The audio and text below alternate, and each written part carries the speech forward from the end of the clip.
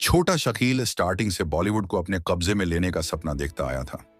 हिंदुस्तान के इस हिस्से की चकाचौंध पर वह इतना मोहित था कि जब भी उसके आकाओं के द्वारा उससे कहा जाता था कि वह चुपचाप उस हल्के या बीट पर यानी पैसे ऐंठने के काम पर अपना ध्यान दे जो उसे सौंपा गया है, तो हमेशा उसके मुंह का स्वाद बिगड़ जाता था।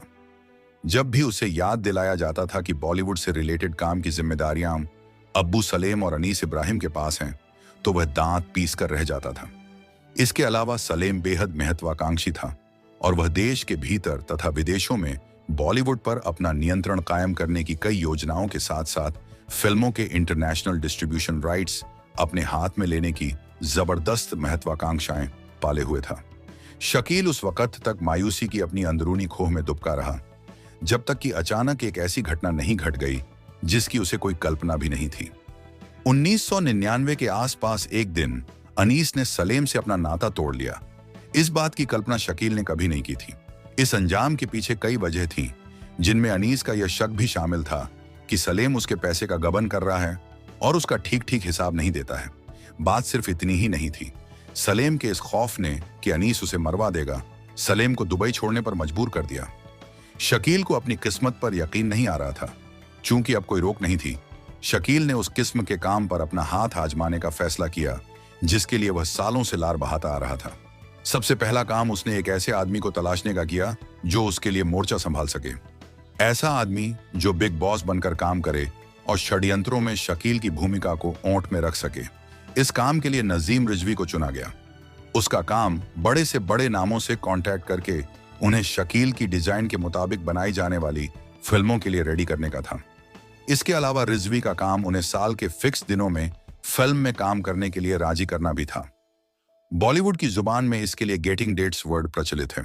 रिजवी तुरंत काम में लग गया और उसने एक टीम को तैयार करना शुरू कर दिया, जिसमें अब्बास मस्तान नाम से फेमस अब्बास और मस्तान बर्मावाला दोनों डायरेक्टर शामिल थे। शकील अपनी पहली फिल्म की जरूरतों को लेकर बहुत क्लियर था। इसके लिए वह एक बड़ा स्टार चाहता था। इसे लेकर कोई समझौता पॉसिबल नहीं था।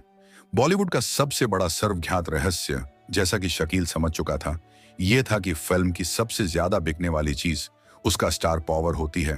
जोरदार कहानी, कमाल का निर्देशन या चमक दमक वाले विदेशी स्थल उसके सामने कोई अहमियत नहीं रखते।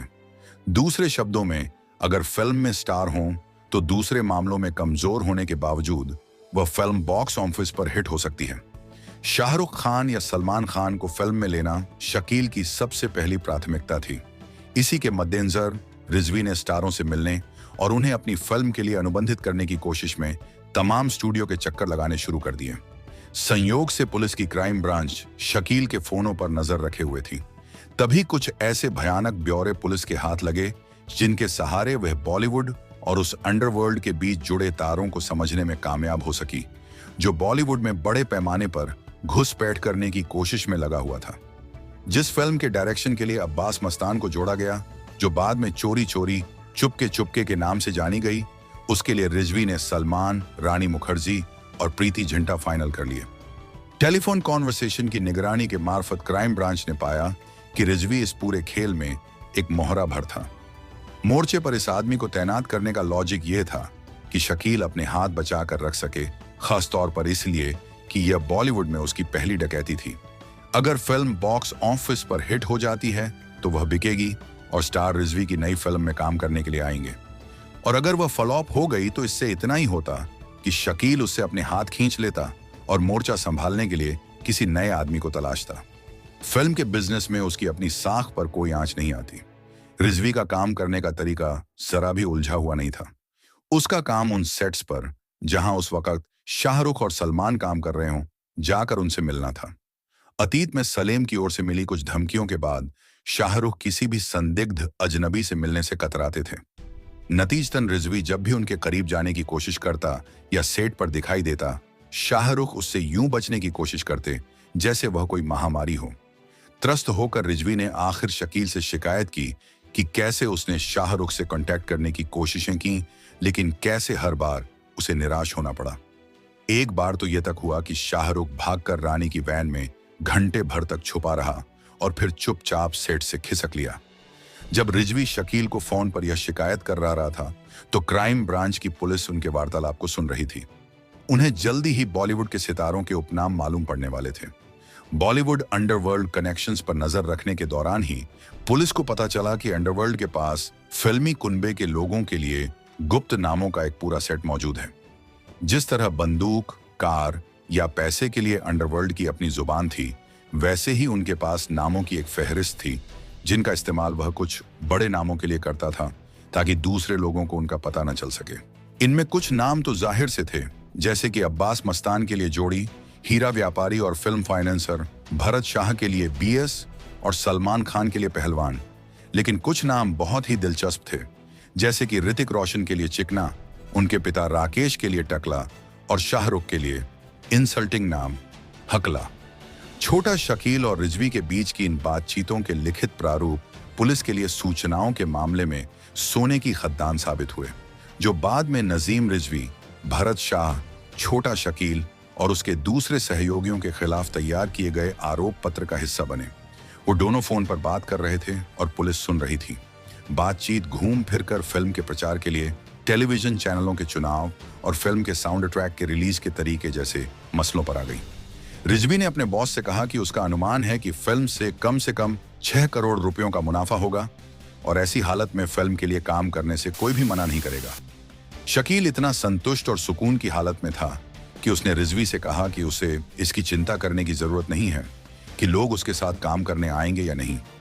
अगर कोई और तरीका नहीं बचा तो डॉन इंडस्ट्री में ऐसी तबाही मचाने के लिए तैयार था कि किसी की ना कहने की हिम्मत नहीं पड़ती।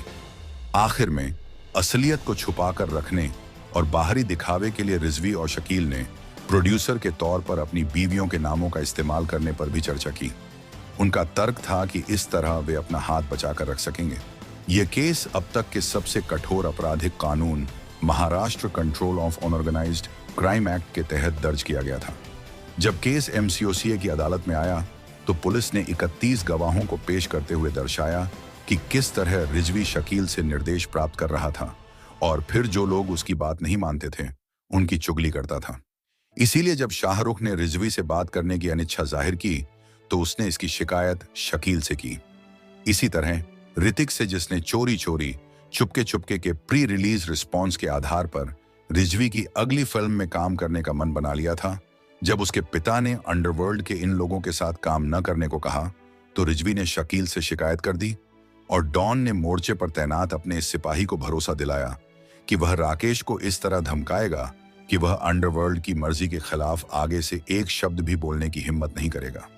इसीलिए जब शाहरुख ने रिजवी से बात करने की अनिच्छा जाहिर की तो उसने इसकी शिकायत शकील से की। इसी तरह ऋतिक से, जिसने चोरी चोरी चुपके चुपके के प्री रिलीज रिस्पॉन्स के आधार पर रिजवी की अगली फिल्म में काम करने का मन बना लिया था, जब उसके पिता ने अंडरवर्ल्ड के इन लोगों के साथ काम न करने को कहा तो रिजवी ने शकील से शिकायत कर दी और डॉन ने मोर्चे पर तैनात अपने इस सिपाही को भरोसा दिलाया कि वह राकेश को इस तरह धमकाएगा कि वह अंडरवर्ल्ड की मर्जी के खिलाफ आगे से एक शब्द भी बोलने की हिम्मत नहीं करेगा। बातचीत कुछ चिंताजनक थी और पुलिस फिल्म इंडस्ट्री को लेकर शकील के इरादों से भयभीत हो उठी थी। जनवरी 2001 में शकील ने राकेश रोशन को इंडस्ट्री की एक मिसाल बनाने का निश्चय किया और सिर्फ उसे डराने के इरादे से अपने आदमियों को उस पर गोली चलाने भेज दिया।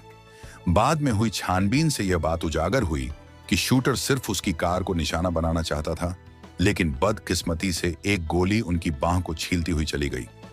इस गंजे फिल्म निर्माता ने, जो पहले से ही काफी दबाव में था, मुंबई के अंडरवर्ल्ड की धमकियों के सामने खड़े होने का साहस दिखाया था।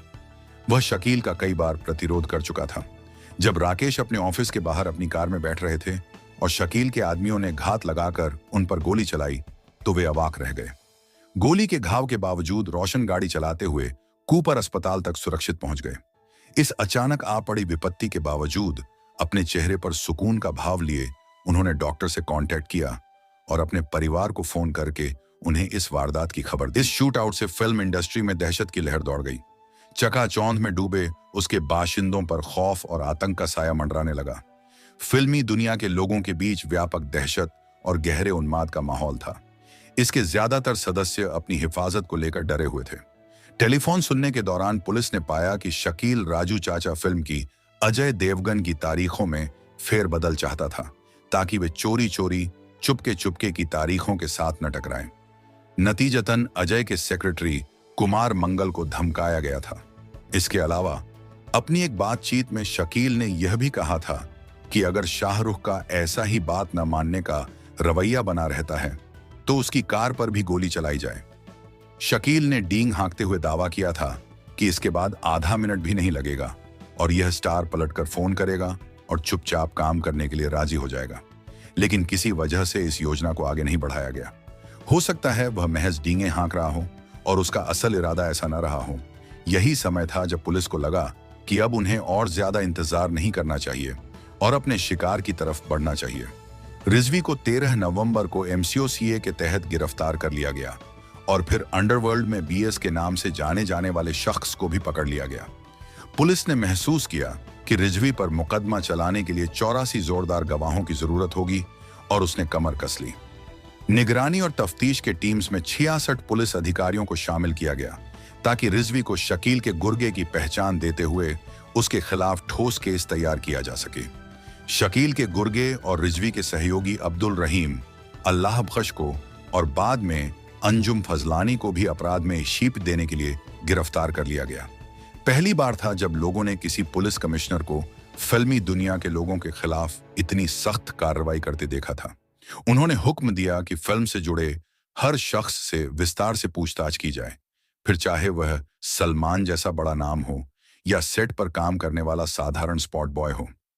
आगे चलकर यह बात साफ हुई कि सलमान, रानी, अब्बास मस्तान और दूसरे लोगों ने दबाव में आकर फिल्म में काम किया था क्योंकि उनकी जिंदगी खतरे में थी और इसलिए उन्हें पुलिस ने न तो आगे रोक कर ही रखा, न ही उनके खिलाफ कोई आरोप लगाए। शाह बदकिस्मती से ऐसी कोई सूचना उपलब्ध कराने में नाकामयाब रहे और नतीजतन वे सिंह द्वारा MCOCA के तहत गिरफ्तार कर लिए गए। शाह, जो कि खासे कॉन्टैक्ट्स रखने वाले आदमी थे और मुंबई में शिवसेना के कुछ वरिष्ठ नेताओं को भी जानते थे, यहां तक कि दिल्ली के उनके करीबी कॉन्टैक्ट्स में वरिष्ठ राजनेता लाल कृष्ण आडवाणी तक शामिल थे, इस उलझन से बाहर नहीं निकल सके। हालांकि उन्होंने जब इस फैसले के खिलाफ सुप्रीम कोर्ट में अपील की तो 1 साल बाद जाकर वे जेल से छूट गए। रिजवी की किस्मत में ऐसा कुछ नहीं था, इसलिए उसे सजा मिली और उसने पूरे 5 साल जेल में बिताए। कहने की जरूरत नहीं कि शकील को कोई सजा नहीं दी जा सकी।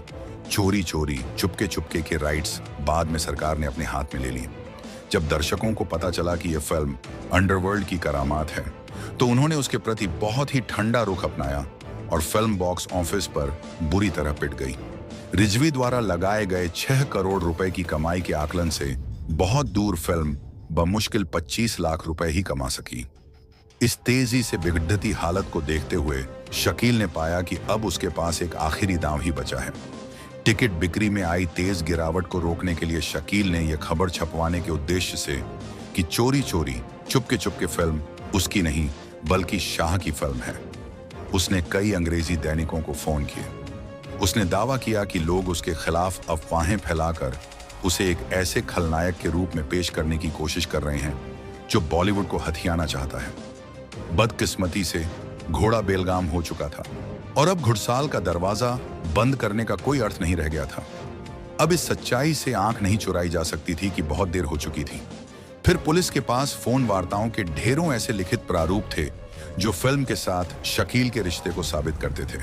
चोरी चोरी चुपके चुपके बुरी तरह पिट गई और इसी के साथ बॉलीवुड में डॉन का छोटा सा कार्यकाल भी समाप्त हुआ। अगर आपको वीडियो पसंद आया तो लाइक, शेयर, सब्सक्राइब करें।